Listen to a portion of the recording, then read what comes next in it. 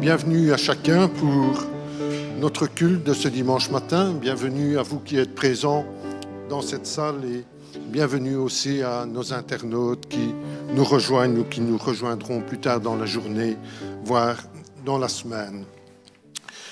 Tous les cieux proclament combien Dieu est glorieux. L'étendue céleste publie l'œuvre de ses mains. C'est avec ce verset tiré du psaume 19, et c'est le verset 1 que j'ai lu dans la version du Sommeur, que nous voulons vous accueillir pour le culte de ce premier dimanche du mois de mars. Pour commencer ce culte, je vous inviterai à vous lever, et nous louerons le Seigneur avec un premier chant, « Les cieux proclament ».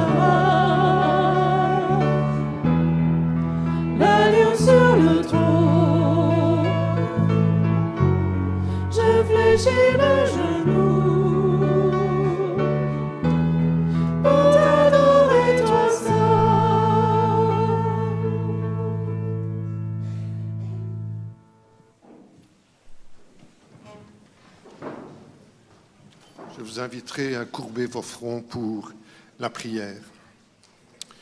En effet, Seigneur notre Dieu, nous sommes réunis ce matin pour t'adorer, toi seul, seul vrai Dieu. Seigneur, nous voulons te louer, te bénir pour cette liberté que nous avons de nous approcher de toi, Seigneur. Nous voulons te dire merci parce que cette liberté nous a été acquise à la croix, par le sacrifice du Seigneur Jésus et par sa résurrection. Seigneur, nous voulons te dire merci aussi parce que cette liberté nous est accordée par les autorités de notre pays et pour lesquelles nous te prions comme tu nous le demandes dans ta parole, Seigneur, qu'ils puissent diriger le pays avec sagesse, Seigneur, et qu'il nous laisse cette liberté de pouvoir annoncer ton amour à ceux qui ne te connaissent pas encore, Seigneur. Ce matin, nous voulons te demander ta bénédiction sur le culte, Seigneur. Nous t'apportons ton serviteur Yves qui nous apportera la parole de ta part, Seigneur. Et pour nous-mêmes, nous voulons te demander que nous ayons des cœurs attentifs et que nous nous laissions reprendre par ta parole si c'est nécessaire, Seigneur.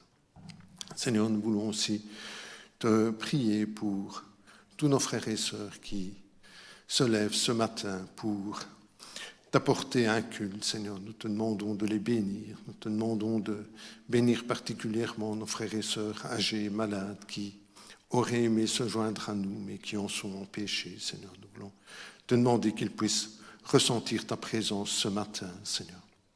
Seigneur, nous pensons aussi que certains de nos frères et sœurs qui sont privés de liberté, Seigneur, qui vont devoir se réunir en cachette, nous te demandons que tu aveugles les autorités qui les gouvernent et qui leur sont hostiles, et qu'ils puissent ainsi te rendre eux aussi un culte à ta gloire, Seigneur.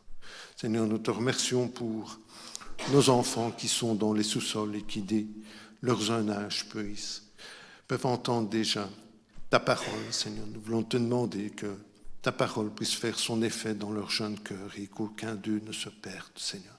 Te demandons toutes ces grâces au nom du Seigneur Jésus. Amen. Pour poursuivre notre culte, je vous inviterai à vous mettre debout et nous louerons le Seigneur avec un second chant, Dieu Tout-Puissant.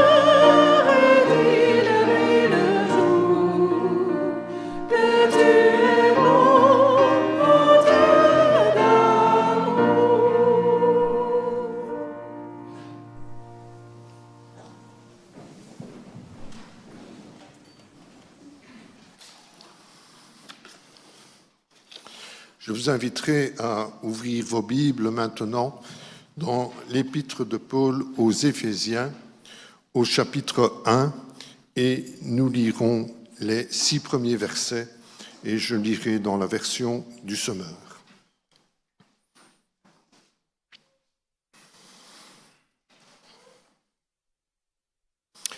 Paul, apôtre de Jésus-Christ par la volonté de Dieu, salue ceux qui, à Éphèse, font partie du peuple saint et croient en Jésus-Christ. Que la grâce et la paix vous soient accordées par Dieu, notre Père, et par le Seigneur Jésus-Christ. Béni soit Dieu, le Père de notre Seigneur Jésus-Christ, car il nous a comblés de toute bénédiction de l'Esprit dans le monde céleste, en raison de notre union avec Christ. En lui, bien avant de poser les fondations du monde, il nous a choisis pour que nous soyons saints et sans reproche devant lui. Puisqu'il nous a aimés, il nous a destinés d'avance à être ses enfants qu'il voulait adopter par Jésus-Christ. Voilà ce que dans sa bonté, il a voulu pour nous, afin que nous célébrions la gloire de sa grâce qu'il nous a accordée en son Fils bien-aimé. Et sur Internet, j'ai trouvé un bref entretien imaginé par un blogueur et l'apôtre Paul sur la doctrine de l'élection, et c'est ce que je voudrais vous lire ce matin. Alors, la première question que le blogueur pose à Paul, il lui demande « En qui avons-nous été élus ?» Et Paul de répondre « En lui », c'est-à-dire en Jésus-Christ. Mais qui est élu ? Dieu nous a élus. Il s'agit de tous les croyants qui ont mis leur foi en Christ. Et quand avons-nous été élus ? Dieu nous a élus avant la fondation du monde. Paul, peux-tu nous dire en vue de quoi les chrétiens ont-ils été élus pour que nous soyons saints et sans défaut devant lui, c'est-à-dire devant Dieu? Pour quelle cause Dieu nous a-t-il choisis ? Dans son amour, il nous a prédestinés en Jésus-Christ à être adoptés selon le dessein bienveillant de sa volonté. Et quel est le but ultime de cette élection ? Pour célébrer la gloire de sa grâce qu'il nous a accordée en son bien-aimé, c'est-à-dire en Jésus. Pour poursuivre, je vous inviterai à un moment de prière où nous pouvons élever nos voix vers le Seigneur, et je vous demanderai de le faire courtement pour permettre à tous ceux qui veulent participer à ce moment de prière de pouvoir le faire, et je terminerai par la prière.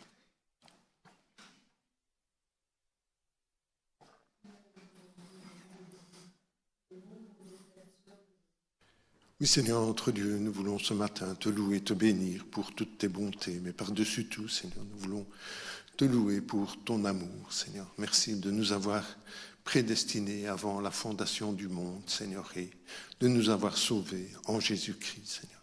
Et pour cela, nous t'apportons la louange et la reconnaissance de nos cœurs. Au nom du Seigneur Jésus. Amen. Pour poursuivre et avant de laisser la place à Yves qui nous apportera la prédication ce matin, je vous invite à vous mettre debout et nous louerons le Seigneur avec le chant « Ta bienveillance ».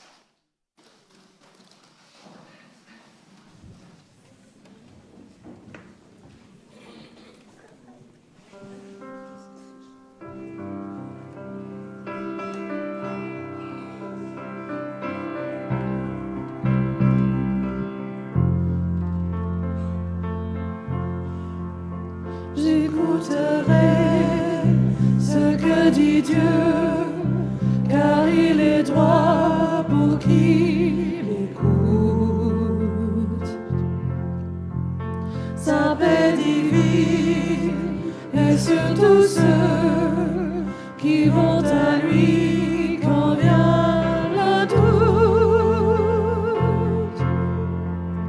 Fidèlement, je veux le suivre, je veux marcher dans ses sentiers. Il est la main qui me délivre de la folie de mes projets. Ta bienveillance, ô Éternel, vaut mieux que tout ce que j'ai vu. Ma délivrance est sous ton aile, sur le rocher de ton salut. Ta bienveillance, ô Éternel,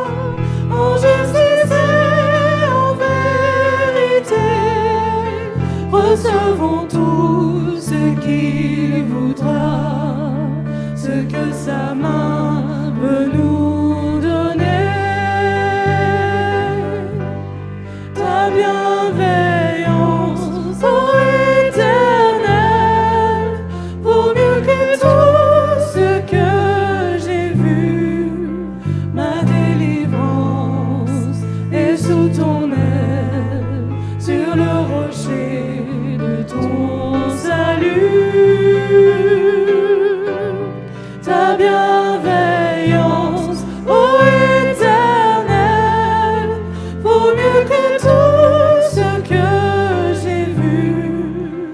Ma délivrance est sous ton aile, sur le rocher de ton salut.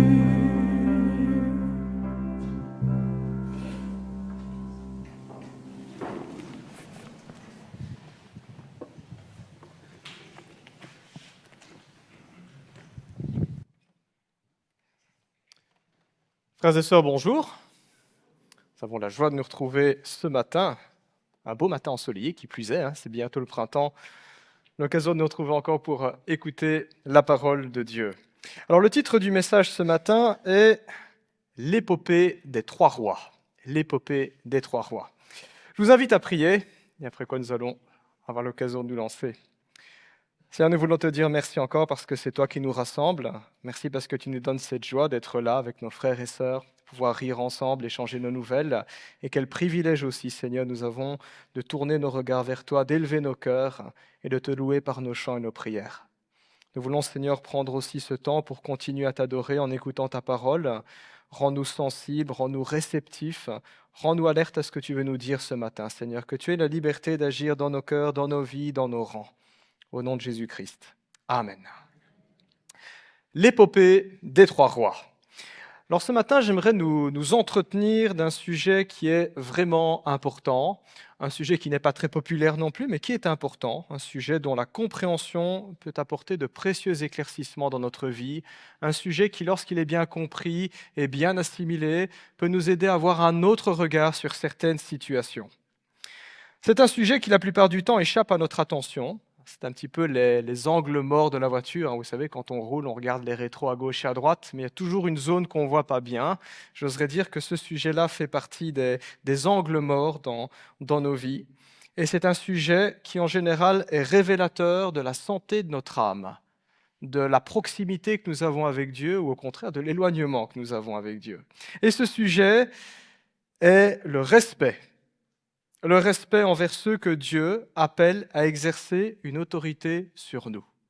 Nous allons parler ce matin, courtement, puisque c'est un sujet qui est très complexe, mais courtement, nous allons parler de la question de l'autorité et de la soumission dans le royaume de Dieu, pour nous les chrétiens. Mon rapport à l'autorité. C'est un sujet qui est crucial, je pense, et un sujet qui est vraiment sensible, parce que personne n'aime, à commencer par moi, personne n'aime à se voir rappeler qu'il est subordonné à des autorités au-dessus de lui. C'est pas agréable. En général, quand on dit, vous savez, vous avez des chefs, vous avez des responsables, il y a des alertes qui se mettent en route dans notre tête, et on a envie de se mettre sur la défensive en disant « je n'ai de compte à rendre à personne ». Nous aimerions croire ça. Mais ce n'est pas le cas en réalité, ce n'est pas le cas.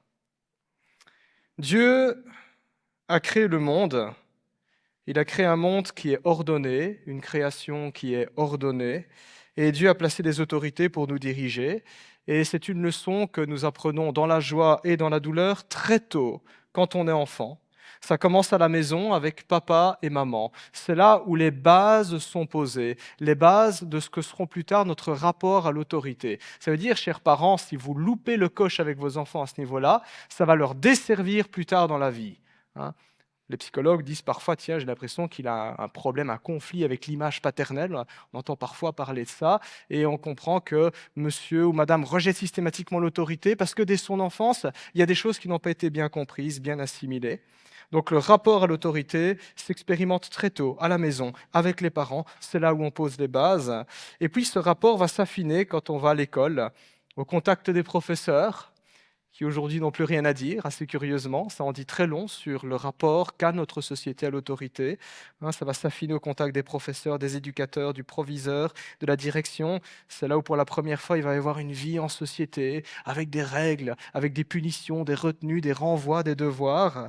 Et puis plus tard, ce rapport va encore s'affiner quand nous entrons dans la vie dite active, en travaillant sous l'autorité d'un patron, ou en devenant soi-même patron aussi, un indépendant, son propre compte, qui peut avoir des employés. Et ça aussi, c'est une question du rapport à l'autorité. Tantôt je l'exerce, tantôt j'en suis l'objet. Notre pays, la Belgique, est un État de droit. Nous sommes dirigés par un gouvernement, même si nous sommes les champions du monde pour les crises à ce niveau-là. Mais nous avons un gouvernement. Ce gouvernement a le pouvoir de décider de tout ce qui relève de ses prérogatives, la diplomatie, la guerre, l'économie, les transports, la culture, toutes ces questions-là, et que l'on soit d'accord ou non, les lois qui ont été votées, qu'elles soient populaires ou pas, s'imposent à nos vies comme des impératifs. Et on le sent très bien quand, par exemple, chaque année, on doit déclarer nos impôts. Voilà, on n'est pas content, c'est comme ça, c'est les règles. Il y a une autorité au-dessus de nous, étatique, qui a décidé que ici, on impose les citoyens de cette manière-là. Quand nous nous rassemblons aussi à l'Église, ce n'est pas la foire. Les choses sont ordonnées. Nos rencontres sont ordonnées. La vie est structurée, cadencée, rythmée. Il y a un rythme précis, il y a des rôles précis. Pasteur, ancien, diacre, diaconesse, responsable. Il y a une ligne de conduite dans la vie chrétienne. Nous nous en référons à la Bible, la parole de Dieu. Cette Bible nous vient bien de quelque part, ou plutôt de quelqu'un, d'une autorité supérieure, Dieu, que nous croyons être l'autorité ultime, au-dessus de toute autorité. Partout, tout le temps, 24 heures sur 24, 7 jours sur 7, que ce soit en famille, dans la société, dans l'Église, n'importe où, Dieu a fait en sorte que l'autorité s'exerce dans notre vie d'une manière ou d'une autre. L'autorité est là pour cadrer, pour protéger et pour développer la vie. Elle est le tuteur, elle est la route sur laquelle la vie est possible et peut s'épanouir. Toute forme d'autorité sur terre, quelle qu'elle soit, nous renvoie à Dieu, qui a créé le monde et qui a agencé son fonctionnement. Romains chapitre 13 traite de cette question. Ce n'est pas le texte de ce matin, mais juste un verset, le verset 1, qui nous dit ceci, que chacun se soumette aux autorités. Ce qui me choque dans ce passage, ou pas dans le sens que je rejette, mais ce qui me secoue, c'est que ce texte a été écrit au 1er siècle sous l'Empire romain, dictature militaire à cette époque-là.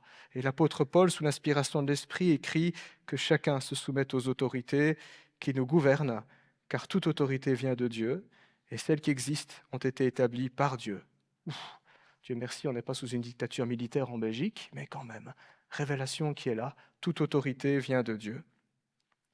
Rejeter l'autorité, mépriser l'autorité, combattre l'autorité, revient donc à avoir un problème avec Dieu. Et là, ça peut poser des problèmes. Vous avez probablement vu l'actualité depuis hier. Les Américains et les Israéliens ont ouvert le feu sur l'Iran, à tort, à raison. Le régime des ayatollahs, c'est une autorité aussi. Et donc, on se pose des questions. Jusqu'à quand une autorité est-elle légitime ? Jusqu'à quand devrais-je me taire ? Jusqu'à quand ou à partir de quand est-ce que je peux agir ? Alors, l'autorité en elle-même n'est pas un problème. Ce n'est pas le concept d'autorité. Ce n'est pas le fait que sur Terre, il y ait des autorités dans la famille, dans l'Église ou dans la société qui pose problème. Ce qui peut devenir problématique, c'est la manière dont l'autorité est exercée. C'est la manière dont l'autorité est acceptée. Que faire, par exemple, dans une famille lorsqu'un des parents est violent ? Enfant, obéissez à vos parents, honore ton père et ta mère. Que dois-je faire si papa et maman sont violents, s'ils sont absents, s'ils négligent leurs devoirs ? Que faire à l'école lorsque j'ai affaire à un professeur qui humilie ses élèves ? Oui, c'est une autorité, oui, je dois respect, oui, je dois obéissance. Mais que dois-je faire lorsque des comportements inappropriés se produisent ? Comment doit agir un peuple lorsqu'il est gouverné par des tyrans qui l'oppriment ? Voilà, c'est le cas des Iraniens, par exemple, ou des Nord-Coréens, ou dans d'autres pays. Que doit-on faire face à de telles autorités ? Dans l'Église, c'est tabou, on n'en parle pas beaucoup, mais c'est une réalité. Il existe des pasteurs, des anciens, des diacres, des responsables qui ont un comportement abusif, qui se servent de leur position, de leur influence pour détourner de l'argent, pour contrôler la vie des gens, des sectes, tout simplement. Et puis c'est une question qu'on peut retourner aussi. Que faire si mes enfants ne me respectent pas ? S'ils sont rebelles dans leur jeune âge, et si, devenus adultes, ils se montrent ingrats, ils ne m'honorent pas, puisque des enfants devenus adultes ne sont plus priés d'obéir à leurs enfants, à leurs parents comme leurs enfants. Mais quand même, il doit y avoir un respect. Qu'est-ce que je fais ? Certains parents disent j'ai fait tout ce qui était en mon pouvoir et mes enfants sont ingrats. Je suis professeur, que dois-je faire si dans ma classe, mes élèves prennent un malin plaisir à mettre le boxon et je suis incapable de donner cours. Que dois-je faire ? Je suis patron, mes ouvriers sont tirés au flanc. Je donne quelques instructions et on brandit les syndicats ces jours de grève. Voilà. Je suis ministre, peu importe les lois que je vote, les citoyens ne sont jamais contents. Ils vont caillasser les 16 rues de la loi. Je suis pasteur, les paroissiens n'en font qu'à leur tête. C'est compliqué, hein, le rapport à l'autorité. C'est compliqué. Rapport à l'autorité est loin d'être simple. Et ce matin, je ne prétendrai pas apporter toutes les solutions à tous les problèmes autour de cette question. Il y a, je dirais, autant de problèmes qu'il y a de cas, qu'il y a de situations, qu'il y a de personnes dans le monde. Mais j'aimerais tracer juste quelques principes bibliques sur lesquels nous, en tant que chrétiens, nous pouvons nous appuyer pour définir une ligne de conduite qui est juste, qui est honorable, qui est digne, qui est respectueuse de Dieu, respectueuse des autorités et respectueuse de soi-même aussi. Parce que Dieu ne nous demande pas de nous comporter comme des paillassons, mais Dieu ne nous demande pas non plus de nous comporter comme des va-t-en-guerre. La crainte de Dieu n'est pas toujours ce qu'il y a de plus facile. Et je dirais même que pour nous les êtres humains, c'est contre nature, c'est plutôt surnaturel. On a besoin d'une force extérieure, le Saint-Esprit, pour nous aider à craindre Dieu. Craindre Dieu n'est pas facile, mais ce sera toujours la voie la plus juste. Et c'est sur cette voie, d'après la Bible, que se trouve le bonheur. Parce qu'en fin de compte, qui que nous soyons, un jour nous devrons comparaître devant notre Créateur et nous devrons répondre de nos choix, de nos actes et de nos paroles. Dans le cadre de cette réflexion, j'aimerais ainsi que nous puissions nous intéresser sur 3 hommes. J'aurais pu prendre d'autres personnages, mais il y a 3 hommes qui ont retenu mon attention, 3 hommes qui ont réellement existé, qu'on trouve dans la Bible, et 3 hommes pour qui le rapport à l'autorité n'a vraiment pas été facile. Et j'aime beaucoup l'histoire de ces 3 hommes, parce que chacun d'entre nous, nous pouvons nous plonger dans leur histoire. Nous pouvons aussi nous identifier à ce à quoi ils ont été confrontés, ce qu'ils ont vécu. Nous pouvons nous retrouver dans leurs vices et dans leurs vertus par rapport à l'autorité. Leurs histoires ne vont pas donner réponse à toutes nos questions, mais elle va tracer des pistes à la lumière de la Bible. Et ces 3 hommes, vous les connaissez. C'est Saül, David et Absalom. Vous les connaissez certainement, on les retrouve dans le livre de Samuel, 1 et 2 Samuel, et le point commun de ces 3 hommes, c'est qu'ils ont tous, à un moment donné, ils se sont d'ailleurs côtoyés, ils sont connus, hein, il y a même des liens familiaux entre eux, donc c'est dire. Le point commun qu'ils ont tous les 3, c'est qu'ils ont tous, à un moment donné, porté la couronne d'Israël. Ils ont été des rois, bons ou mauvais, mais ils ont régné pendant un moment. Ce sont des gens qui ont été au cœur du pouvoir, au cœur de l'autorité, et dont les actions et les paroles ont été déterminantes pour la gloire ou la ruine de dizaines de milliers de personnes à leur suite. Ce qu'ils ont fait a eu un grand impact. Parlons du premier roi, Saül. Vous l'aurez donc compris le titre du message, l'épopée des 3 rois. Parlons du premier roi, Saül. Bref descriptif de sa vie, je ne vais pas être exhaustif. Saül, nous le rencontrons pour la première fois en 1 Samuel chapitre 9. C'était un solide jeune homme. C'était vraiment un beau gaillard, il avait fière allure. Il était issu d'une famille dont le père était un vaillant guerrier, dit l'Écriture, pas n'importe quoi. Il a grandi dans cette idée-là en disant « Mon père, c'est un soldat, et c'est un vaillant soldat, c'était sa réputation. Je suis le fils de ce monsieur-là, j'appartiens à cette maison-là. » Il était beau, nous dit la Bible, fort, et d'une taille imposante. Il dépassait tous les autres jeunes hommes de son âge de plusieurs têtes. Très grand. On le voyait, on lui aurait dit, toi, va faire du basket. Voilà, il est fort, il est beau. Impossible de ne pas le remarquer. Avec son allure de guerrier et de beau jeune homme, il était évident qu'il avait été taillé sur pièce pour être roi. Et donc, c'est sans surprise que lorsque Dieu l'a choisi pour être roi, le peuple l'a acclamé. Quand Saül a pris la couronne, et qu'il est monté sur le trône, au départ, il n'était vraiment pas sûr de lui. C'est normal. Un jeune dirigeant, il faut le temps qu'il prenne ses marques, tout simplement. Mais très vite, comme son père, il a fait preuve de bravoure sur le champ de bataille et il a imposé son peuple, le peuple d'Israël, sur la scène internationale comme une puissance à respecter. Il a tracé les premières frontières d'Israël. Incroyable, en les faisant respecter par la force de son glaive. Malheureusement, Saül était aussi quelqu'un de bien plus soucieux de son image et de sa popularité que de la gloire de Dieu. Très tôt, par crainte de perdre l'attachement de son peuple, il prit des écarts avec tout ce que Dieu lui avait demandé de faire ou de ne pas faire. Il s'est octroyé certaines permissions. Il est allé jusqu'à se passer des conseils et de l'avis de son mentor, le dernier juge, le prophète Samuel. Il s'est passé de ses avis, et puis il en est venu à jalouser David, un jeune homme qui devenait de plus en plus populaire. Il n'a pas du tout apprécié lors d'une guerre que les femmes accueillant les soldats victorieux chantent que que Saül a tué ses 1000 et David ses 10 000. Il a réagi en disant « c'est à lui qu'on octroie les 10 000 ». Il a commencé à jalouser. Et quand Dieu a vu cela, quand Dieu a vu son comportement, Dieu a dit « je ne veux plus de toi comme roi ». Qu'a fait Saül? Comme tout dictateur, il s'est cramponné au pouvoir. Il s'est cramponné au pouvoir.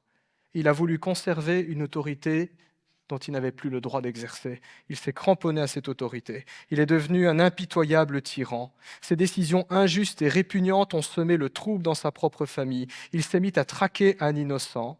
Et c'est dans un bain de sang que son règne a pris fin, laissant derrière lui un pays ruiné par son orgueil. Voilà l'épopée du premier roi. Dans notre réflexion sur notre rapport à l'autorité, Saül, nous pourrions dire, représente tous ces petits chefs tyranniques autour de nous qui se maintiennent au pouvoir par la force, par la violence, par la magouille. Il arrive que certains commencent bien, comme Saül. Des gens autour de nous qui parviennent au pouvoir, des gens autour de nous qui exercent une position d'autorité de manière tout à fait légitime, ça commence bien et puis ça part en vrille. Ça finit dans la violence, dans la brutalité, dans des rapports qui sont très compliqués et qui génèrent beaucoup de souffrance. Des Saül, nous en connaissons tous, au moins un, dans notre entourage. Pas moi, j'espère. Mais on en connaît tous. Les Saül, ce n'est pas forcément des ayatollahs, Khomeini et machin chose chouette, ce n'est pas forcément des Adolf Hitler. Des Saül, on peut en trouver dans nos maisons, dans nos foyers, dans nos familles. On peut en trouver au travail, on peut en trouver à l'école, on peut en trouver à l'église aussi, des Saül. Ce sont toutes ces personnes-là qui ont l'art d'exercer sur nous une influence et un pouvoir malsain. Ils savent comment nous faire sentir mal pour nous forcer à agir selon leur vouloir, nous faire sentir coupables, nous faire peur, nous intimider, nous flatter ou nous faire sentir redevables. Des petits jeux de manipulation qui sont une forme de violence. La manipulation est une forme de violence. C'est une violence psychologique. On n'est pas avec à se frapper dessus, mais il y a une violence qui est là. Qui vont utiliser des versets bibliques, qui vont nous parler de Dieu d'une certaine manière pour nous pousser à agir dans un certain sens qui ne correspond pas à ce que Dieu a demandé. C'est une violence spirituelle cette fois-ci. La figure de Saül met aussi le doigt sur cette tendance étrange que nous avons tous à nous cramponner sur nos positions, même quand on a tort, quitte à en faire souffrir d'autres. C'est ce que fait Saül aussi. Je campe sur mes positions, je garde l'autorité, je ne céderai aucun terrain. L'histoire de Saül nous invite à réfléchir. Est-ce que je subis aujourd'hui dans ma vie, d'une manière ou d'une autre, à la maison, au travail, à l'école, dans l'église, dans la société, est-ce que je subis d'une manière ou d'une autre la tyrannie d'un Saül? Ça, c'est plus facile à identifier. La question suivante est, est-ce que je me comporte comme Saül? Est-ce qu'il m'arrive d'employer des méthodes aussi lamentables, aussi basses, pour dominer l'autre, pour contrôler l'autre, comme Saül l'a fait? Aussi curieux aussi que cela puisse paraître, quand on regarde l'histoire de Saül, il fut établi roi d'Israël dans la volonté de Dieu. Il a reçu l'onction royale, c'est le prophète de Dieu qui l'a nommé roi de la part de l'Éternel. Cela ne remettait pas en question la fonction royale, ni toutes les prérogatives qui allaient avec à l'époque, mais certainement l'éthique douteuse de ce roi. Nous voilà ainsi poussés à nous interroger, quand on regarde Saül, jusqu'où peut-on aller à l'encontre d'une personne occupant légitimement une position d'autorité, mais dont l'attitude est douteuse? Quand y a-t-il lieu d'agir? Et s'il y a lieu d'agir, suis-je la bonne personne ou comment agir? Je n'ai pas de réponse à donner, mais l'histoire de Saül soulève ces questions. Parlons du deuxième roi, Absalom. Absalom était fils de David. C'est pas rien, fils de David. David est présenté dans la Bible et même dans toute l'histoire du peuple d'Israël comme étant le plus grand roi. Le plus grand roi. Souvent on dit que c'est Salomon. C'est vrai que sous Salomon, Israël a connu un âge d'or politique, économique, culturel, mais David est reconnu comme étant le plus grand roi parce qu'il était l'homme selon le cœur de Dieu, celui qui est resté intègre jusqu'au bout. Absalom était son fils. Nous le rencontrons pour la toute première fois dans la Bible en 2 Samuel chapitre 13. Et le contexte de ce passage n'est pas glorieux du tout. Nous le rencontrons dans le cadre d'une histoire familiale aussi triste que sordide. C'est vraiment sale. Une histoire qui s'est clôturée par la vengeance, le meurtre et le rejet, on apprend que la sœur d'Absalom va être violée par un de leurs propres frères. Salomon, voyant l'inaction de son propre père face à ce crime odieux, face à ce crime de déshonneur, va développer de la haine et pour son père et pour le frère qui a violé sa sœur, et il va commanditer son assassinat. La réaction de David sera de bannir Absalom, une histoire sordide qui se clôture par la vengeance, le meurtre et le rejet. Absalom était un jeune homme, un prince, tourmenté par l'injustice qu'il a vue dans sa famille. Papa n'était pas là pour protéger. Papa n'était pas là pour exercer la justice. Et il s'est dit, je ferai justice. Et il s'est retrouvé puni à cause de ça. Comble de l'injustice. Il en est venu à haïr son frère, il en est venu à haïr son père tout en étant prince. Absalom était aussi un jeune homme particulièrement habile, très intelligent, il avait de la caboche, et extrêmement sensible. Il savait écouter. Il savait comprendre le problème des gens. Il savait compatir avec les autres. Alors, lorsque son père lui pardonna son meurtre, lorsque son père le réhabilita dans ses fonctions et l'admit à nouveau dans sa présence, Absalom exploita tous ses atouts pour soulever le peuple contre son père, pour tirer vengeance de celui qui était à ses yeux un roi injuste et un père indigne. Chaque jour, il se tenait aux portes de la ville, de la capitale Jérusalem. Chaque fois que quelqu'un requérait audience auprès du roi pour obtenir justice, Absalom s'occupait de lui personnellement. Il lui disait « Tu sais, ta cause est juste, mais le roi est bien trop occupé pour s'occuper de quelqu'un d'aussi insignifiant que toi. Mais moi qui suis prince, je peux faire quelque chose pour toi. Et si j'étais roi, je pourrais faire encore beaucoup plus de choses, beaucoup plus vite. » Et c'est ainsi qu'avec le temps, Absalom gagna le cœur du peuple et qu'il trouva de très puissants soutiens en Israël. Et quand l'heure fut venue, il passa à l'acte. Son armée entra à Jérusalem. Et malgré le fait que Dieu ne l'avait pas appelé à être roi, il prit la couronne d'Israël. Très courtement, mais il prit la couronne d'Israël. Absalom, comme Saül, mourut dans un bain de sang. À la fin de son histoire, nous le retrouvons suspendu à un arbre, le cœur transpercé de lances, et son coup d'État prit fin, entraînant à sa suite plusieurs dizaines de milliers d'hommes qui moururent, massacrés.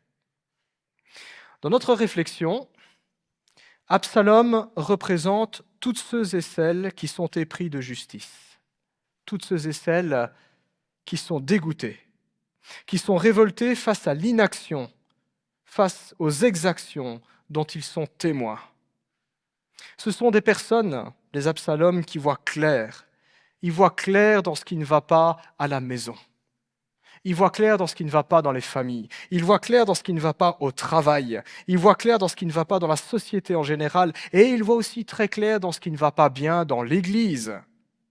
Mais chez qui la colère, trop longtemps enfouie, finit par les consumer. Leur cœur est complètement incendié. Quand les Absalom parlent, quand ils agissent, ils sont comme un incendie complètement incontrôlable qui ne laisse que chaos et cendres sur leur passage. Révolution, la fin justifie les moyens, écrit-il, écrasant tout sur leur passage, même les innocents. Sans distinction, sans réflexion sur les conséquences de leur comportement, les Absalom mènent leur propre guerre, et non pas les guerres de l'Éternel, sans savoir qu'en réalité, elles courent à leur ruine. Quelle tristesse d'avoir une telle acuité sur ce qui va et sur ce qui ne va pas, mais dilapider dans des efforts qui détruisent plutôt que construire. Avez-vous déjà vu ce comportement autour de vous ? Avez-vous déjà vu ça ? On peut parfois le voir en germe quand les enfants se disputent face à une injustice. On peut le voir dans la cour de récré lorsqu'on sent que ça se rebiffe. C'est peut-être pas toujours la bonne réaction, mais on comprend qu'elle est motivée par quelque chose qui est vrai et une dénonciation de ce qui est injuste. Avez-vous déjà vu ce comportement autour de vous dans l'église ? Ça arrive. Je vais me lever dimanche matin et je vais faire ma gueulante. À tort ou à raison ? Est-ce le lieu ? Est-ce le moment ? Est-ce la bonne façon de faire ? Ce comportement, oui, nous le voyons autour de nous. Peut-être même est-ce nous l'Absalom, convaincus d'avoir été appelés par Dieu pour mener une guerre sainte contre un ennemi que nous avons nous-mêmes désigné. Mon pasteur à l'époque, David Doyen, appelait ça les preux chevaliers évangéliques. Ils se sentent investis d'une mission sacrée comme Jeanne d'Arc pour mener une campagne dans l'Église. Parfois, ils mettent le doigt sur de vrais problèmes, mais ils ne sont pas les bonnes personnes. Est-ce que nous nous comportons parfois comme Absalom, convaincus d'avoir été appelés par Dieu pour mener une guerre sainte contre un ennemi que nous avons nous-mêmes désigné? Peut-être avons-nous mis le doigt sur des injustices qui sont bel et bien réelles, mais qu'en savons-nous? Qu'en savons-nous franchement, factuellement? Qu'en savons-nous si c'est bien Dieu qui nous a appelés à déclarer la guerre et à mener les troupes? Qu'en savons-nous? Et enfin, nous voulons parler du dernier roi. L'épopée du dernier roi, c'est le roi David. Nous le rencontrons pour la première fois en 1 Samuel 16. Il était fils d'Isaïe, lignée assez anonyme. Si on regarde simplement en termes de prestige, c'est à la lumière de la Bible qu'on comprend que c'est la lignée messianique. Mais jusque-là, on n'a pas l'impression que les choses sont étonnantes. Le cadet d'une fratrie de 8 garçons, le petit dernier. C'est pas génial ça, hein? J'imaginais, 8 grands gaillards et vous êtes le petit dernier. Hein? Ce n'était pas non plus, à vue d'œil en tout cas, ce n'était pas forcément non plus le jeune homme le plus prometteur. D'ailleurs, même le prophète Samuel resta vraiment perplexe devant ce gringalet aux 12 yeux, quand l'Éternel lui a dit « C'est lui ! Il faut que tu verses de l'huile et que tu le nommes roi d'Israël. » Très perplexe, Samuel. Autant ses grands frères, ils étaient bien bâtis, solides, on aurait dit des soldats, des conquérants, des meneurs d'hommes. Autant David, le petit roux aux yeux bleus, là, ça n'attirait pas les regards. Pourtant, son parcours est vraiment intéressant quand on parle de ce rapport à l'autorité. Le parcours de David est intéressant parce qu'il a côtoyé un Saül, il a côtoyé un tyran. David sait ce que c'est être sous la coupe d'un tyran. Et si nous nous sentons sous la coupe d'un tyran, l'exemple du roi David peut nous inspirer. Et en même temps, David a aussi côtoyé un Absalom. Il sait ce que ça fait d'être sous les feux d'un révolutionnaire. Mais à la grande différence de Saül et d'Absalom, David n'a jamais cherché le pouvoir. La couronne ne l'intéressait pas. Il ne convoitait pas la couronne. Et quand la couronne était menacée, il ne cherchait pas à la garder. C'est très particulier son rapport à l'autorité, David. Au moment où son règne est menacé, pas de problème, on va en retraite. On laisse le champ libre. Lorsque Saül, qui était son beau-père, précisons-le, oui, c'est quand même une sacrée histoire de famille, hein, Saül, David et Absalom, lorsque le roi Saül, son beau-père, chercha à le tuer, David ne choisit pas la défense, la riposte. Et il aurait pu, hein, rapport de force contre rapport de force, c'était un guerrier, David, un très grand guerrier. Il aurait pu, mais il n'a pas choisi la force. Il s'en est remis à Dieu, même si cela impliquait de perdre la face en prenant la fuite comme un fugitif qui devra avoir honte de ce qu'il avait fait, alors que c'était un héros de guerre.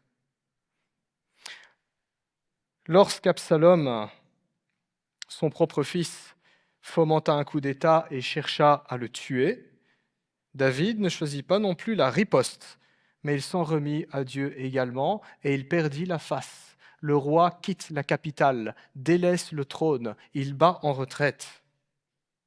Quand l'occasion s'offrit à lui à 2 reprises de mettre à mort Saül, il craignit l'Éternel et ne porta pas la main contre celui que Dieu avait choisi par onction comme roi d'Israël. Les gardes du corps de David lui disaient « Regarde, Saül est là, hein, il est dans la grotte où il est en train de dormir et dit « Plante-le avec ta lance. » Ça, c'est un signe, c'est Dieu qui te le livre. Et David aurait pu dire « Ben oui, c'est dans la volonté de Dieu qu'il en soit ainsi. » Et il disait « Je ne porterai pas la main contre celui que Dieu a choisi comme roi sur son peuple. » À ses yeux, Saül était peut-être un piètre monarque, mais il était légitime.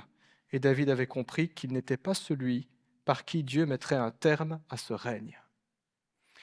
Une chose qui m'étonne toujours dans la Bible, quand on se pose la question, mais comment Dieu fait-il pour renverser un roi qui se comporte mal? Eh bien, le livre des rois, justement, nous le montre. Dieu utilise un autre roi. Il n'appartient qu'à un roi de renverser un autre roi, quand Dieu l'a ordonné. Quand l'occasion s'offrit à David d'envoyer ses redoutables compagnons d'armes pour arrêter son fils, David donna instruction afin que la vie de ce dernier soit épargnée, même si son général Joab fit tout le contraire. David n'était ni un tyran qui s'accroche au pouvoir, ni un révolutionnaire qui cherche à prendre le pouvoir, même si c'est pour renverser un tyran. Face au tyran, la crainte de Dieu s'emparait de lui, et cela le garda de devenir un Absalom rongé par l'amertume. Ça, c'est ce que nous montre l'exemple du roi David, c'est la leçon de son épopée. Et face à un révolutionnaire, la crainte de Dieu s'emparait de lui, et cela le garda de devenir un Saül qui se cramponne au pouvoir. Les Absaloms, quand on se les embarquer dans le jeu, nous rendent tyranniques quand on veut se protéger. David savait ce que signifiait craindre Dieu. Il n'avait que faire de la couronne. Seule la gloire de Dieu lui importait. Il avait un rapport à l'autorité qui était sain en raison de sa foi. Et ça nous fait réfléchir, frères et sœurs, quand on s'interroge sur notre rapport à l'autorité. Où est-ce que je me retrouve dans les différentes situations où je peux me retrouver simplement, où est-ce que je me retrouve par rapport à ces exemples-là, que j'exerce l'autorité ou que je sois l'objet de l'autorité, puisqu'il y a des moments où tous on est appelé à exercer une autorité, des moments où on est appelé à obéir à une autorité. Est-ce que je suis plutôt du genre Saül, du genre Absalom, du genre David ? Alors cela ne fit pas de David non plus un exemple parfait et sans faute. David pécha par adultère, il commit même un meurtre, nous dit l'Écriture, il a essayé d'effacer les traces, il a aggravé même la situation. Vers la fin de son règne, dans sa vieillesse, on le voit tomber dans l'orgueil, il ordonne un recensement de toutes ses unités militaires, et on devine, dans la manière dont le chroniqueur nous rapporte les événements, que David était tenté de s'appuyer davantage sur sa puissance militaire que sur la puissance de Dieu. Mais le roi David revint constamment à Dieu, dans la repentance, dans la confiance, dans l'obéissance à sa parole. Et au travers de son exemple, nous voyons comment la foi imprime notre rapport à l'autorité. Question à se poser, comment donc le respect que j'ai de Dieu en tant que chrétien prend-il forme dans la manière dont j'exerce l'autorité sur les autres et dont je me soumets aussi à leur autorité ? En quoi l'Évangile aura un impact aussi dans ce domaine-là ? Aujourd'hui, beaucoup de chrétiens se comportent de manière impétueuse. Ils sont comme des chevaux indomptables parcourant des plaines sauvages. L'image paraît très jolie, très romantique. On voit un cheval blanc en train de galoper, il n'y a pas de selle, il n'y a pas de cavalier, etc. Nul enclos ne les retient. Ils galopent là où bon leur semble. Nous sommes libres, clament-ils, voire même conduits par le Saint-Esprit. Nul avis, nul enseignement, nul avertissement, nulle réprimande n'ont valeur à leurs yeux, sinon ce qu'ils ont envie d'entendre. Ils galopent, sans réaliser un seul instant que des montures indomptées ne sont d'aucune utilité. Elles constituent un danger pour quiconque s'en approche. Ils piétinent parfois des terres qui ne leur appartiennent pas, retournant prairies et cultures sans distinction et détruisant le travail des autres. La violence et l'arrogance, telle est la marque des tyrans et des révolutionnaires qui n'ont nulle compréhension et nulle appréciation de ce qu'est vraiment l'autorité. C'est une violence qui se joue à l'échelle des relations quotidiennes, dans les paroles, dans les gestes, dans les attitudes. Et c'est un type de violence que nous voyons parfois dans nos foyers, sur nos lieux de travail, dans nos écoles, dans la société et dans nos églises aussi. Ce matin, nous n'avons peut-être pas apporté toutes les réponses aux questions complexes que soulève le rapport à l'autorité. Il y a énormément de livres qui ont été écrits à ce sujet, tant du côté chrétien que du côté non chrétien, en sciences sociales, en psychologie, etc. Mais au travers de David, d'Absalom et de Saül, la Bible illustre trois attitudes universelles que l'on retrouve à toutes les époques, dans toutes les civilisations, dans toutes les cultures. La tyrannie, la tentation de la tyrannie, la tentation de la rébellion et la voie de la soumission à Dieu. Et assez étrangement, je dis bien assez étrangement parce que c'est pas agréable d'entendre parler de soumission, assez étrangement, c'est la soumission, la dernière de ces trois attitudes qui ne finit pas dans un bain de sang, qui triomphe et par laquelle il est possible de bâtir un avenir heureux. C'est cette attitude-là que Dieu bénit. Ce n'est pas la soumission faible et résignée, comme le feraient des soldats qui ont perdu une bataille, c'est la soumission à Dieu. C'est une soumission qui est pleine de dignité, une soumission qui requiert de la force, du courage, de la volonté pour continuer à faire ce qui est juste sans emprunter une voie qui est injuste. Et c'est ce qu'on voit dans la figure de David face à Saül, face à Absalom, plein de dignité, plein de respect, plein de courage. Il ne s'écrase pas, il n'est pas perdant, mais la voie qu'il emprunte n'est pas la plus facile, mais elle est juste, sans jamais manquer de respect à celui qui pourtant est un tyran, à celui qui pourtant est un rebelle. C'est une voie qui est pénible, une voie qui est douloureuse, une voie qui est ingrate. Mais quand on regarde le fruit et les conséquences de cette voie, elle a assis une dynastie royale. Une dynastie est la seule dynastie encore aujourd'hui qui perdure, la seule dynastie sur terre qui durera éternellement, la dynastie du roi David, la dynastie messianique, car notre Seigneur Jésus-Christ, le Messie, est également un roi, descendant de David, qui, lorsqu'il est venu sur terre, a démontré la toute-puissance d'une vie soumise à Dieu. À la croix, l'obéissance de Jésus a vaincu notre désobéissance et nous a rendus capables d'avoir part à la vie éternelle. La soumission du Christ est ce qui met à genoux la mort et l'enfer. C'est fou, c'est la puissance de la croix. Mais oui, la soumission du Christ met à genoux la mort et l'enfer. Et c'est tout le paradoxe de notre Dieu qui pourrait s'offrir le luxe de la tyrannie, le luxe de la rébellion, Jésus-Christ en venant sur terre, mais qui remporte la victoire dans la soumission. Les chrétiens des premiers siècles, à la suite de Jésus, ont bouleversé le plus puissant empire de leur époque, l'Empire romain, par la puissance de l'Évangile, sans jamais choisir la voie de la tyrannie ou de la révolution, alors même qu'ils étaient persécutés. Posons-nous la question, comment le christianisme est devenu la première religion dans le monde? Comment est-ce qu'elle s'est répandue? Ça s'est répandu très très tôt. Ça s'est joué dans les premiers siècles. Ça n'a jamais été une question de violence, ou plutôt de violence subie, la violence des dirigeants tyranniques ou d'un système oppressif. Et encore aujourd'hui, Dieu touche nos vies, non en nous imposant une lourde domination alors qu'il en a la puissance et qu'il pourrait le faire, il en aurait le droit, ou en menant une violente révolution dans notre vie, en tordant les choses par la force, en les brutalisant, les détruisant, les déchirant, mais en touchant notre cœur par une parole pleine de grâce et de vérité. Le rapport à l'autorité, le rapport au pouvoir. Vous voyez la différence entre les autorités juives, les autorités romaines et le Christ. Les Juifs étaient dans la rébellion, les Romains dans la tyrannie, le Christ était dans toute autre chose. Et pourtant, les gens venaient à lui. Et à un moment donné, Jésus dira à ses disciples, « Vous aussi, vous ne voulez pas non plus m'abandonner ?» Et Pierre dira, « Seigneur, à qui irions-nous ? Tu as les paroles de la vie. » Il y a une toute autre voie, toute autre voie. Voilà donc ce matin de quoi alimenter notre réflexion et nous aider à trouver un chemin face à l'autorité. Soit que l'Éternel nous appelle à exercer l'autorité, soit que l'Éternel nous appelle à nous y soumettre, puissions-nous dans tous les cas agir dans la crainte de Dieu. Amen. Que le Seigneur vous bénisse. Je vous invite à prier.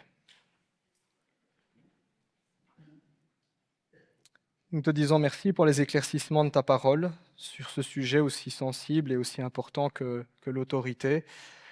Nous prenons conscience qu'il est tellement difficile de nous soumettre. La rébellion est inscrite dans notre cœur depuis le jour, Seigneur, où nous t'avons tourné le dos. Et nous avons encore besoin de toi. Seigneur, nos vies sont en chantier. Et nous voulons te dire merci parce que tu ne te lasses pas de travailler sur ce chantier que notre cœur et qui est notre âme.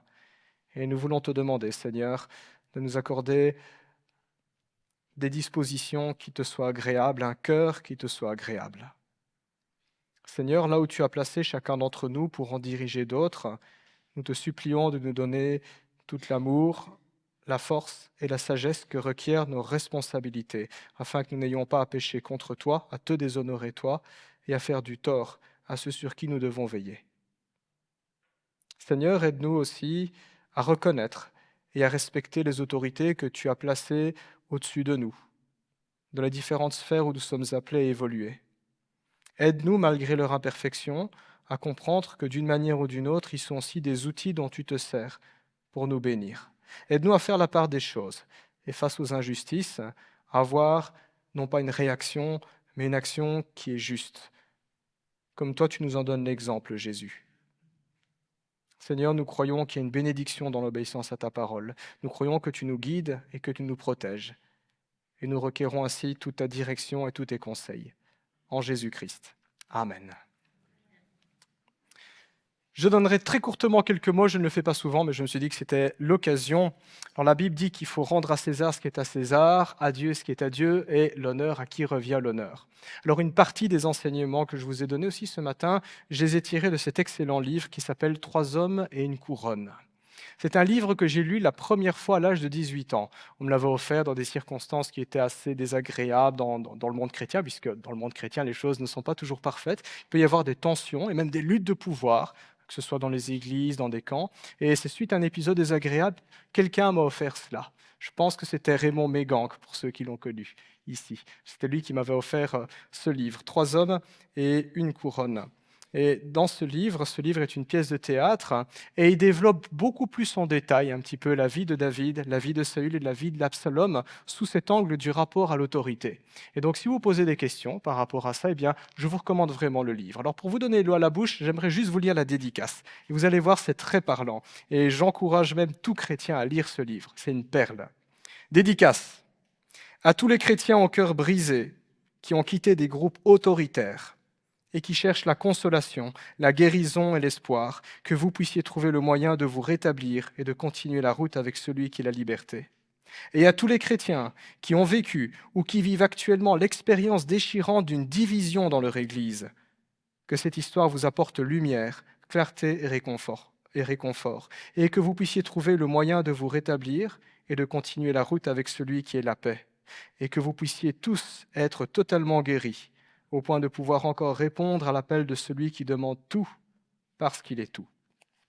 Voilà, si vous voulez plus d'informations sur ce livre, je vous renvoie, je crois qu'on l'a en librairie. Petit coup de pub, merci beaucoup.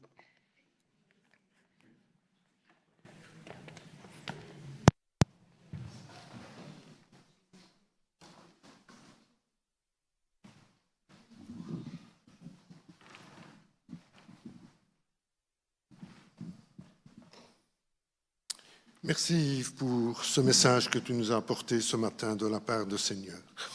Que le Seigneur nous aide par son esprit à le mettre en pratique dans notre vie de tous les jours.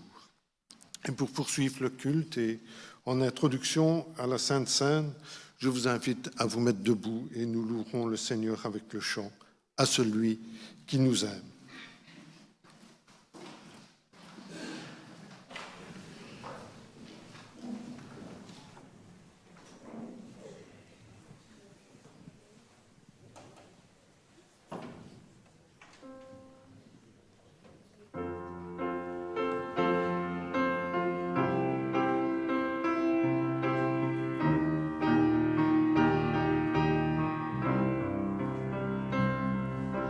Celui qui nous aime et nous a délivrés de tous nos péchés par son sang, et qui a fait de nous un royaume de prêtres, des sacrificateurs de Dieu son Père.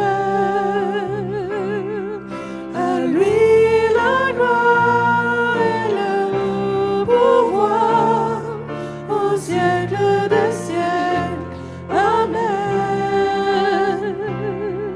À lui la gloire et le pouvoir au siècle des siècles. Amen. Au siècle des siècles. Amen. Il vient sur les nuées et tout œil le verra, le Seigneur Dieu le Tout-Puissant. Il dit: je suis l'alpha et je suis l'oméga, celui qui est, qui était, qui vient. À lui la gloire et le pouvoir au siècle des siècles. Amen. À lui la gloire et le pouvoir au siècle des siècles. Amen. Au siècle des siècles. Amen.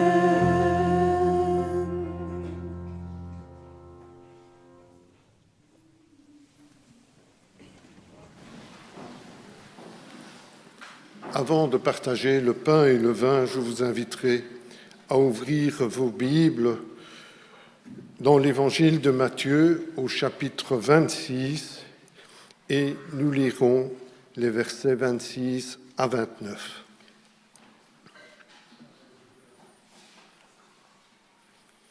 Pendant qu'il mangeait, Jésus prit du pain et après avoir rendu grâce, il le rompit et le donna aux disciples en disant: « Prenez, mangez, ceci est mon corps. » Il prit ensuite une coupe et après avoir rendu grâce, il la leur donna en disant « Buvez-en tous, car ceci est mon sang, le sang de l'alliance qui est répandu sur plusieurs pour la rémission des péchés.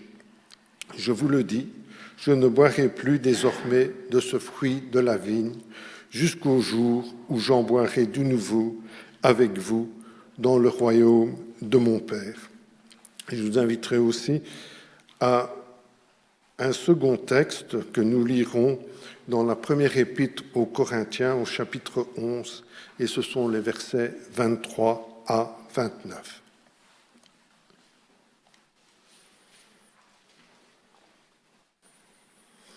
Car j'ai reçu du Seigneur ce que je vous ai enseigné, c'est l'apôtre Paul qui parle, c'est que le Seigneur Jésus, dans la nuit où il fut livré, prit du pain, et après avoir rendu grâce, le rompit et dit « Ceci est mon corps qui est rompu pour vous.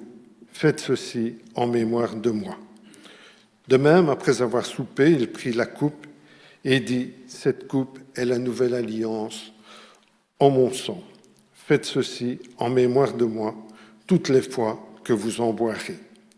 Car toutes les fois que vous mangez ce pain et que vous buvez cette coupe, vous annoncez la mort du Seigneur jusqu'à ce qu'il vienne. C'est pourquoi celui qui mangera le pain ou boira la coupe du Seigneur indignement sera coupable envers le corps et le sang du Seigneur. Que chacun donc s'éprouve soi-même et qu'ainsi il mange du pain et boive de la coupe. Car celui qui mange et boit sans discerner le corps du Seigneur mange et boit un jugement contre lui-même. Pour nous qui sommes chrétiens, la scène nous rappelle que Jésus est mort pour la rémission de nos péchés, mais aussi que Jésus n'est pas resté sur la croix, il est vivant et un jour il reviendra. Quand nous prenons le repas du Seigneur, nous nous souvenons que le jugement que nous méritions à cause de notre péché est retombé sur le Seigneur Jésus, mais aussi qu'à son retour, ce jugement va s'abattre sur tous ceux qui n'auront pas cru. Si vous ne l'avez pas déjà fait, la scène est donc une invitation à venir au pied de la croix et répondre à l'appel de Dieu en acceptant le salut qui est offert en Jésus. Avant de partager le pain et le vin, je vous propose d'avoir un moment de recueillement où nous pouvons nous placer silencieusement devant le Seigneur.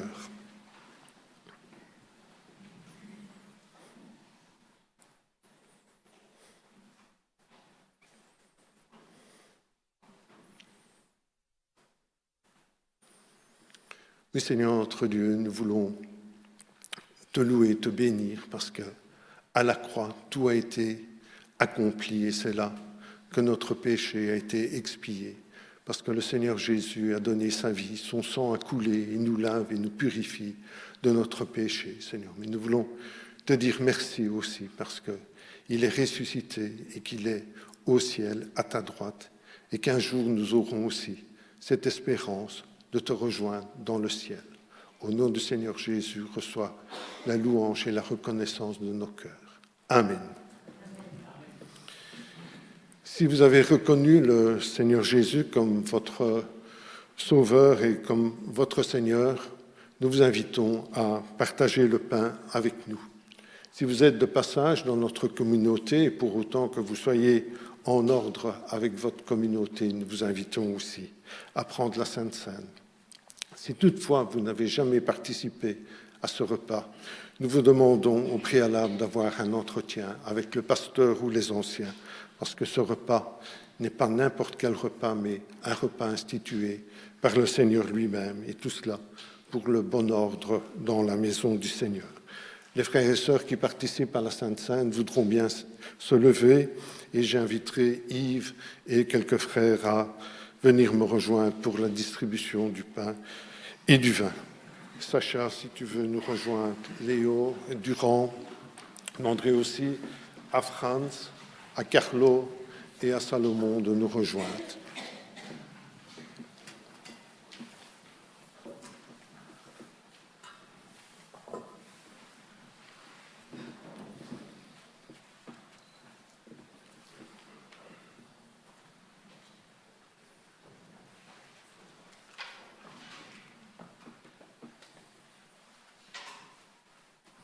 demanderai à Sacha de prier pour le pour le pain que nous allons partager, et à Salomon de prier pour le vin. Merci Seigneur parce que tu as tant aimé le monde que tu as donné ton corps sur la croix, ce corps que tu as été percé, où le sang a coulé pour nos fautes, pour nos péchés. Merci parce que dans ton par amour, tu n'as pas voulu la mort du pécheur, mais que nous soyons sauvés. Gloire à ton nom. Amen. Amen.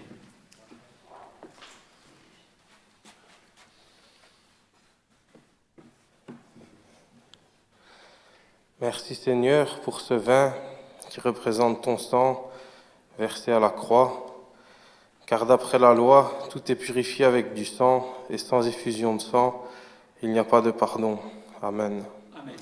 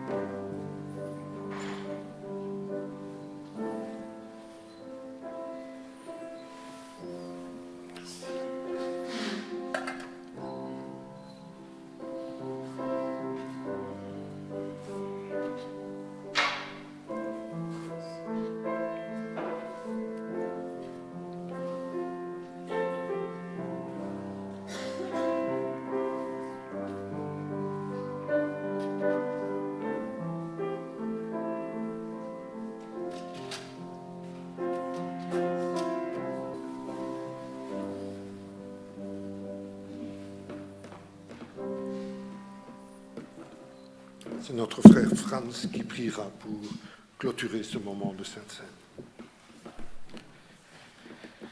Seigneur, nous voulons te rendre toute la gloire.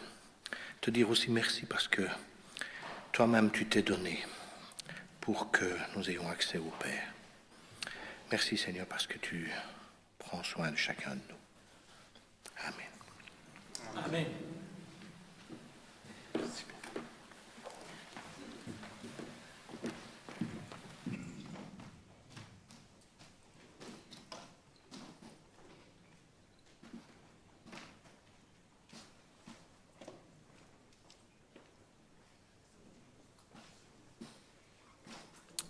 Pendant que nous louons le Seigneur avec nos offrandes, je vous inviterai à vous mettre debout et nous entonnerons le chant Hosanna.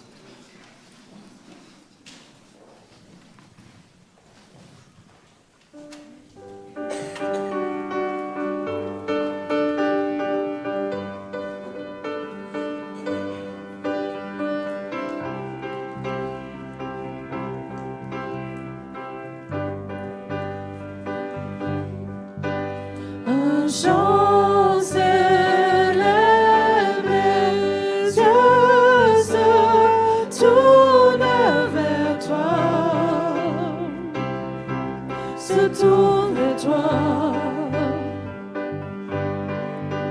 Laisse-moi renaître, les cœurs soupirent après toi. Oui, après toi, en te voyant, nous retrouvons la force de vivre. Quand nous sommes en ta présence, nos craintes fuient, elles s'enfuient.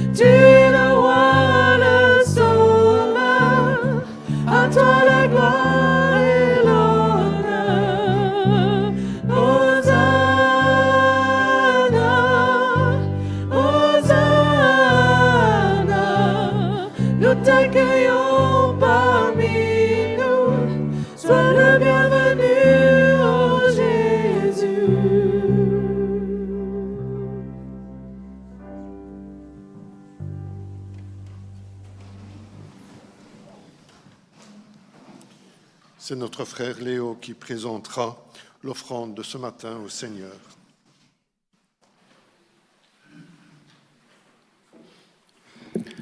Notre Père, notre Dieu, nous te glorifions, nous te bénissons, Seigneur. Merci pour tout ce qui a été fait dans ta maison ce matin, Seigneur. Nous te présentons cette offrande que nous venons de t'offrir, Seigneur. Nous voulons te demander de la bénir, afin qu'elle puisse servir, Seigneur, pour l'avancement de ton règne, Seigneur, ici dans notre Église, et même au-delà de de murs de notre Église. Père céleste, nous voulons te demander de l'agréer, Seigneur. Nous t'offrons peu, Seigneur, de ce que tu nous as donné. Et nous voulons te demander, Seigneur, de nous bénir et de bénir cette offrande. Au nom de Jésus. Amen. Voilà, je laisse la place à Yves qui nous fera quelques annonces. Merci André. Rebonjour, quelques annonces courtement. Donc, prochaine rencontre, mardi à 19h30, nous aurons étude biblique. Nous allons poursuivre notre étude biblique dans l'Épître aux Galates. Donc, s'il n'y a pas trop de questions, nous pourrons cette fois-ci avancer dans la suite du chapitre 3. Dimanche à 10h, nous aurons culte et à 15h, donc après-midi, notez bien les membres de la communauté, nous aurons notre assemblée générale des membres. Merci d'être présents, votre présence est vraiment nécessaire. Si les 2/3 des membres ne sont pas présents, nous devrons leur postposer cette rencontre. Donc tâchons d'être là. Si vraiment il y a une situation qui vous empêche d'être présent, une situation légitime, s'il vous plaît, ne dites pas que vous êtes parti à Disneyland par exemple. Vous pouvez laisser simplement un petit mot pour vous demander à être excusé et vous pouvez mettre ce petit mot, soit le remettre à un responsable ou le mettre dans la boîte aux lettres dans le hall d'entrée. Quelques autres annonces qui vont figurer sur l'écran dans quelques instants. Donc samedi 21 du 3, il y aura Copain des Bois de 9h à 16h30. Informations à venir pour les parents dans le groupe WhatsApp. Le même jour, le 21 du 3, il y a un événement pour les dames, donc au CEME à Dampremy. Donc conférence pour les dames avec plusieurs ateliers. On vous encourage vraiment à participer, ça vaut la peine. C'est l'occasion de prendre du temps ensemble, de rencontrer aussi d'autres sœurs, d'autres églises, et puis d'aborder des sujets aussi qui ont toute leur pertinence dans la marche chrétienne. Autre annonce également, soirée interjeune, elle était prévue hier, elle a été reportée pour le 28 mars, donc voilà, et elle aura lieu à l'église de Champion à Namur. Pour ceux qui ne savent pas où est cette église, vous mettez le GPS ou c'est simplement tout près de l'échangeur de Dossoul, entre la E42 et la E411, donc vraiment très très facile d'accès. Voilà un petit peu, peut-être un sujet de prière aussi pour lequel nous avons eu des nouvelles. Hier soir, notre frère Jean-Pierre Lerat a fait un AVC. Il est actuellement hospitalisé au Vivier. Son état est stable, mais il est toujours en soins intensifs. Donc, dans les jours qui viennent, il devrait être transféré en chambre normale. Merci de prier pour lui et pour son épouse Guylaine. Voilà. Je vais rendre la parole à André.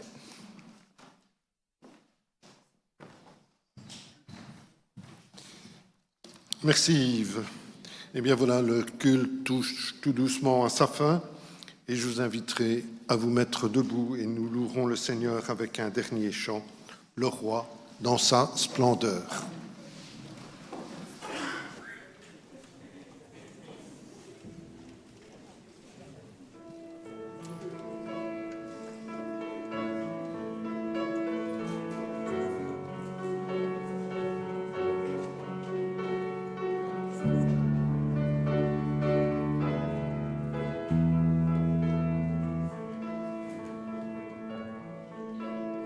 Le roi dans sa splendeur, vêtu de majesté, la terre se réjouit, la terre se réjouit.